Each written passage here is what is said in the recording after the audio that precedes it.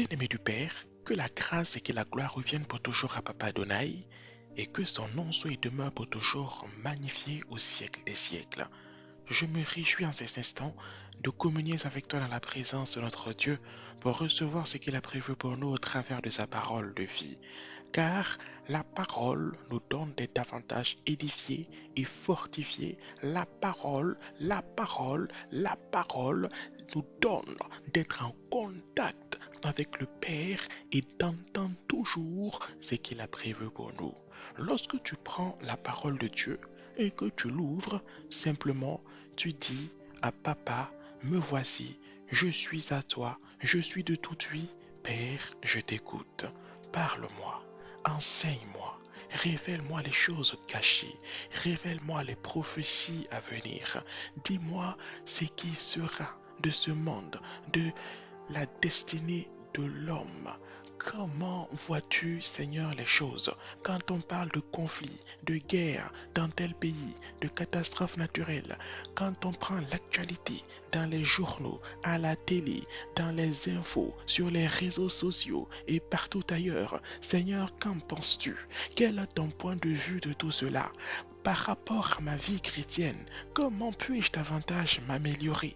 Comment puis-je davantage performer pour glorifier ton nom? Comment puis-je être davantage un meilleur ambassadeur du royaume sur la terre? Pendant le temps que tu me donnes de vivre dans ce monde, comment puis-je davantage mieux le mettre à profit pour que la gloire te revienne et que ton cœur se réjouisse? Bien-aimé du Père, méditer la parole de Papa revient à cela. C'est pourquoi je t'invite pendant quelques moments à venir afin que nous entrons dans la présence du Père au travers d'un thème puissant et important qu'il nous donne dans ce moment qui est la prière, la foi et nos attentes. La prière, la foi et nos attentes. Bien-aimé du Père, l'homme prie. Quand tu fais le tour du monde, que tu ailles en Amérique, que tu ailles en Afrique, en Europe, partout, les hommes prient. Et les enfants de Dieu prient leur Père. La prière est capitale dans la vie du chrétien. La prière, c'est le point de contact entre le Père et son enfant.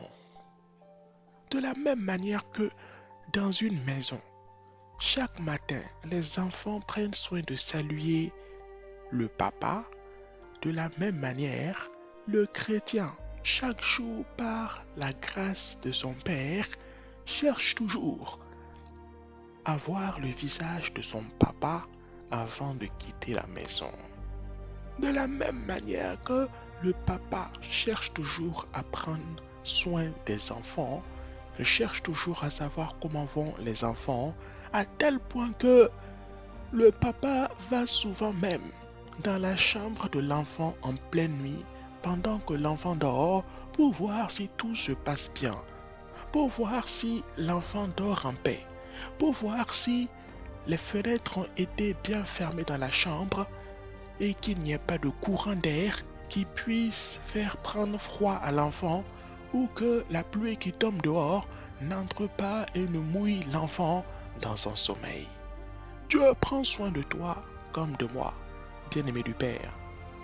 Ma soeur, mon frère, Dieu te protège et te garde même à ton insu. Dieu fait des choses extraordinaires pour toi sans même que tu ne lui aies demandé. La prière, c'est comme ces enfants, une fois réveillés le matin, ignorant ce que le Père a fait pour eux-mêmes durant la nuit et durant leur sommeil, les enfants vont chercher à entrer en contact avec leur Père avant de prendre la route de la journée. La prière est importante. La prière est cruciale dans la vie d'un enfant de Dieu. Et les chrétiens prient.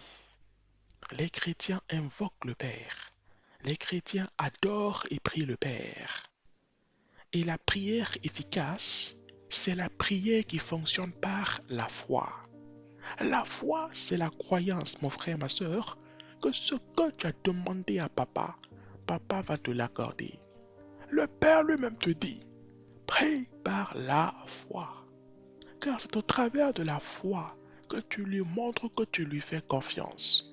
Et quand tu demandes avec confiance, le Père, qui est capable de toutes choses, te donne ce que tu as demandé selon sa sagesse infinie. Bien-aimé du Père, un enfant ne va jamais arriver devant une armurerie et dire à son père, papa, tu vois la boule noire sur laquelle on a écrit grenade là. Moi, je veux ça pour jouer ce soir avec à la maison. Est-ce que tu peux acheter ça pour moi? Aucun père n'achèterait pareille chose pour son enfant. Même si l'enfant pleure, même si l'enfant crie, le père n'offrira jamais une grenade, un objet de destruction à son enfant. Parce que l'enfant ignore ce que c'est. Mais le Père en connaît toute la potentialité. C'est pourquoi, lorsque nous ne recevons pas automatiquement ce que nous avons demandé au Père, ayons l'humilité et la sagesse de ne pas nous mettre en colère, mais de retourner auprès du Père, auprès de ce Père qui connaît la fin de toute chose avant son commencement, pour lui demander conseil, car il est fort probable que l'objet de nos demandes n'était pas forcément bon pour nous. La foi est donc importante. La foi est la même croyance qui anime quelqu'un qui entre dans sa maison pendant la nuit et qui voit le contact de la lumière et qui appuie dessus. Avant d'appuyer sur le contact, il ne réfléchit pas à 2 ou à 3 fois. Il n'hésite pas un instant. Il rentre, il tend le bras et clac, il allume la lumière. Pourquoi? Parce qu'il est convaincu qu'en appuyant sur ce bouton, la lumière paraîtra. C'est comme cette personne qui a faim, qui s'arrête devant un restaurant à midi. Il voit le restaurant ouvert et il rentre dans le restaurant. Mon frère, ma soeur, il y rentre parce qu'il est convaincu, parce qu'il a la croyance absolue qu'il sortira de ce restaurant le ventre plein. Mon frère, ma soeur, la foi est une puissante croyance que nous devons manifester dans les instants de prière. Parce que tu es convaincu que ton Père céleste est capable de tout. Alors, tu le remercies même avant d'avoir vu avec tes yeux ou senti avec tes 5 sens l'accomplissement de ce que tu lui as demandé. Car tu sais que dans sa miséricorde, s'il fait quand tu ne lui as même pas demandé, alors il fera au-delà de tes espérances quand tu lui as demandé. Maintenant que, mon frère, ma soeur, tu as compris que la prière est importante, que tu as compris que la prière doit être doublée par la foi, il y a un troisième élément qui est important, bien-aimé du Père, qui est l'attente. Écoutons bien le Saint-Esprit de Dieu. Nous allons aller dans le livre de 2 Rois. Mais avant d'y aller, suivons le Saint-Esprit pas à pas. Ne courons pas, ne nous précipitons pas, ne mettons pas la charrue avant les bœufs. Bien-aimé du Père, l'attente dans la prière est comme le sel dans la sauce. Si tu prends les meilleurs ingrédients qui soient et que tu prépares une sauce sans sel, bien-aimé du Père, même l'enfant qui ne sait pas comment s'appelle la chose qui est le sel te dira en mangeant cette sauce qu'il y a un élément qui manque, qu'il y a un condiment étrange qui manque, qu'il y a quelque chose d'habituel qu'il ne retrouve pas dans cette sauce-là. Mais, mon frère, ma sœur, à l'inverse, si tu mets trop de sel dans la sauce, si tu mets extrêmement de sel dans la sauce, que va-t-il se passer? Le sel va corrompre le goût de ta sauce. Le sel va faire disparaître tout ce qu'il y a de bon dans la sauce. Le sel va l'emporter sur toute l'énergie et sur tous les bons condiments employés à la préparation de la sauce. Et le résultat sera le même. Jeunes ou vieux, adolescents ou adultes, seuls les courageux qui n'ont pas peur d'aller se retrouver devant un médecin oseront s'asseoir et manger cette sauce-là jusqu'à ce que la marmite soit vide. Mon frère, ma soeur, l'attente dans la prière est importante. L'attente après avoir prié, après avoir demandé est important. Qu'attends-tu après avoir prié? Ou qu'attends-tu pendant ta prière? Comment vois-tu les choses se dérouler? Comment imagines-tu que ton Père céleste agira après avoir entendu ta requête? Allons dans le livre de 2 Rois, suivons le Saint-Esprit pas à pas et lisons en 2 Rois, au chapitre 5, du verset 8, bien-aimé du Père, au verset 11. Verset 8 à 11, 2 Rois, chapitre 5. Mon frère, ma soeur, si tu t'y trouves, si tu as à portée de main la parole de Dieu, je t'invite à la prendre, à l'ouvrir et à la manger en ces moments que nous la lisons ensemble. Si tu n'as pas non plus la parole, alors suis simplement et note quand tu pourras le lire. 2 Rois, chapitre 5, du verset 8 au verset 11. Mon frère, ma soeur, nous allons ensemble. Lorsque Élisée, l'homme de Dieu, apprit que le roi d'Israël avait déchiré ses habits, il fit dire au roi: pourquoi as-tu déchiré tes habits? Fais-le venir vers moi et il saura qu'il y a un prophète en Israël. Naaman vint avec ses chevaux et son char et il s'arrêta à la porte de la maison d'Élisée. Élisée lui fit dire par un messager: va te laver 7 fois dans le Jourdain, ta chair deviendra saine et tu seras pur. Naaman fut indigné et il s'en alla en disant: je me disais, il sortira en personne vers moi, il fera appel au nom de l'Éternel, son Dieu. Il fera un mouvement de la main sur l'endroit malade et guérira ma lèpre.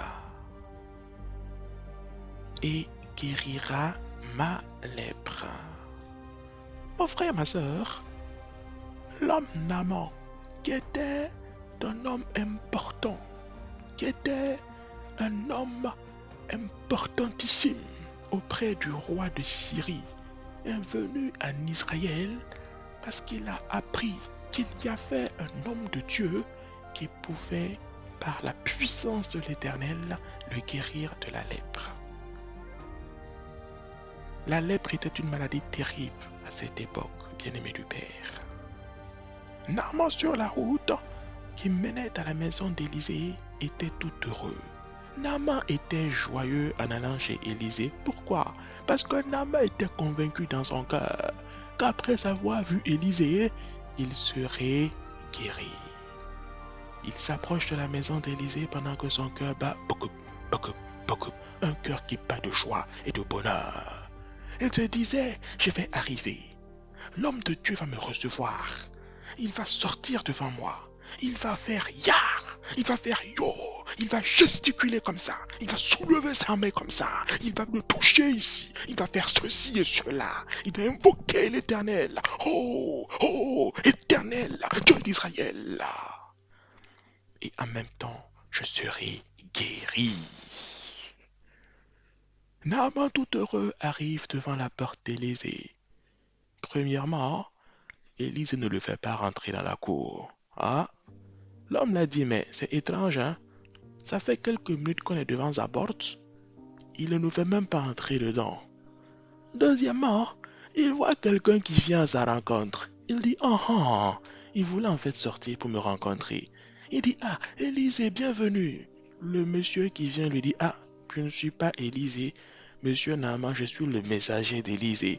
Naaman dit, mais il va bien. L'homme de Dieu là, il se porte bien. Le messager dit, oui, il va bien. Il m'a transmis un message pour vous. Très simplement, monsieur Naaman, vous voyez notre fleuve là, le Jourdain. Allez vous laver 7 fois dans le Jourdain et vous serez guéri. Mais Naaman était confronté à une déception frontale, à une déception totale. Parce que la réalisation des événements tels qu'il l'a prévu s'est déroulée contrairement à ce qu'il espérait. Et l'un des problèmes qui est ici donc l'attente, l'un des problèmes dans la vie du chrétien du XXIe siècle face à la prière ne se trouve pas au niveau de la foi, ne se trouve pas au niveau où le chrétien ne prie pas. Non, mon frère, ma soeur. Le problème, ce n'est pas que Dieu ne t'a pas exaucé. Non, mon frère, ma soeur. Dieu a entendu ta demande. Ton bon Père céleste qui te dit que si les hommes sont si méchants, mais savent donner de bonnes choses à leurs enfants, à combien plus forte raison lui, le Père par excellence, lui, le Père modèle. Le problème n'est donc pas au niveau que Dieu ne t'a pas exaucé. Il a entendu ta requête, il a exaucé ta supplication. Mais pourquoi es-tu découragé? Pourquoi es-tu dans l'abattement? Pourquoi as-tu perdu tes forces? Tout simplement parce que l'attente de ce que tu imaginais dans ton esprit, de ce que tu espérais dans ton esprit, ne s'est pas réalisé conformément à ce que tu planifiais. C'est pourquoi ton Père te dit que tes pensées et lui ses pensées sont éloignées comme les cieux et la terre. Écoute mon frère, ma soeur. Le Père te parle en ces moments. Tu as prié, jeune homme, pour ton mariage. Tu as demandé au Père une jeune et belle épouse, une bonne épouse, une bonne femme. Dieu t'a exaucé. Voici que tu as fait la rencontre, la connaissance d'une jeune demoiselle, d'une fille de l'Éternel, d'une femme qui a sa crainte en son cœur. Mais parce que tu ne vois pas la jeune fille venir laver ta motocyclette, ou bien venir laver tes habits, ou bien venir nettoyer le sol du salon de tes parents, que tu penses qu'elle n'est pas la femme que Dieu a choisie pour toi. Est-ce que Dieu t'a dit que la femme qu'il a choisie pour toi doit absolument venir laver ta motocyclette, faire ta vaisselle et ton ménage? C'est la question que le Père nous pose en ces instants. Toi qui as prié pour pouvoir acheter une nouvelle voiture, pour pouvoir construire cette maison que tu lui as demandé, tu es découragé parce que depuis quelques semaines, on n'a pas encore augmenté ton salaire à ton lieu de service. Est-ce que Dieu t'a dit qu'il a besoin de te faire augmenter ton salaire pour te donner une voiture, pour te donner une nouvelle maison? Mon frère, ma soeur, tu n'es pas bien portant. Tu as des maux de tête et tu arrives devant le docteur. Le docteur te donne une ordonnance et tu es découragé à cause de ce que le médecin a écrit dessus. Ah, docteur, moi j'ai mal à la tête et à chaque fois, tous les docteurs me donnent du paracétamol. Pourquoi vous avez écrit sur mon ordonnance Doliprane? Je ne suis pas d'accord, docteur. Ah bon? Bien-aimé du Père, soyons humbles. Dieu n'a pas dit qu'il ne va pas t'exaucer. Tu as prié pour que ton commerce décolle, pour que tes activités commerciales connaissent un franc succès. Mais depuis que tu as ouvert à 7 heures, il est déjà 10 heures et tu n'as pas vu de clients et tu es assis totalement découragé dans ton siège. Est-ce que Dieu t'a dit qu'il a besoin de faire venir les clients à l'ouverture de ton magasin pour te donner la victoire et faire monter ta boutique d'étage en étage? L'attente est le sel de la prière. Lorsqu'il n'y en a pas assez, cela rend la prière fade. Mais lorsqu'il y en a trop, cela peut nous conduire au découragement et à l'abattement. Cela ne veut pas dire que Dieu le Père ne nous a pas exaucés. Cela ne veut pas dire que le Père ne nous a pas donné. Et sois sincère avec toi-même, bien-aimé du Père. À chaque fois, tu te rends compte des jours, des semaines et même bien plus tard, lorsque tu fais paraître au-delà de ce que tu imaginais la réponse à ta demande, tu es tout confus d'émotions. Pas seulement d'émotions positives, mais tu as honte au fond de toi-même. Parce que tu as murmuré contre ton Père céleste trop tôt avant qu'il n'ait accompli ce que tu lui as demandé. Tu as honte parce que dans ton cœur, tu as accusé ton Père céleste de t'avoir oublié, de t'avoir abandonné. Tu as accusé ton Père céleste de ceci et de cela. Et voici que maintenant, il a mis devant toi ce que tu lui avais demandé, au-delà même de tes espérances. Tu lui avais demandé le mariage. Il t'a donné un bel emploi. Il t'a donné un beau mariage. Il t'a même donné de beaux enfants, au-delà de tes espérances. Tu lui avais demandé de faire décoller les ventes de ton commerce. Il a transformé ta petite boutique en supermarché. Maintenant, ce n'est plus une boutique que tu gères, ce sont des boutiques de par le monde entier que tu gères et que tu coordonnes. Tu as demandé mon frère, ma soeur. Et le Père a fait au-delà de ce que tu as demandé. L'attente est primordiale dans la vie du chrétien. L'attente est importante dans la vie du chrétien. Soyons humbles. Prions toujours avec foi. Prions toujours avec humilité et ayons des bonnes attentes. Soyons patients. Soyons humbles et patients. Comme Naaman le sera par la suite. Car Naaman va écouter la voix de ses serviteurs et Naaman ira selon l'ordonnance de l'homme de Dieu, d'Élisée, se baigner, se laver 7 fois dans le Jourdain. Et Naaman verra une peau telle qu'il n'en a jamais eu, une peau si pure, une peau si parfaite, semblable à la peau d'un jeune enfant. Bien-aimé du Père, n'aie pas peur et sache toujours que ton Père entend tes prières. Ne crains pas en toi et sache toujours que ton Père a plaisir à exaucer ce que tu lui as demandé. Sache, enfant de Dieu, que tu n'iras jamais devant ce Père céleste qui a osé sacrifier son Fils unique engendré, Jésus, à la croix pour te sauver. Tu n'iras jamais devant ce Père-là sans qu'il te donne ce que tu es venu demander.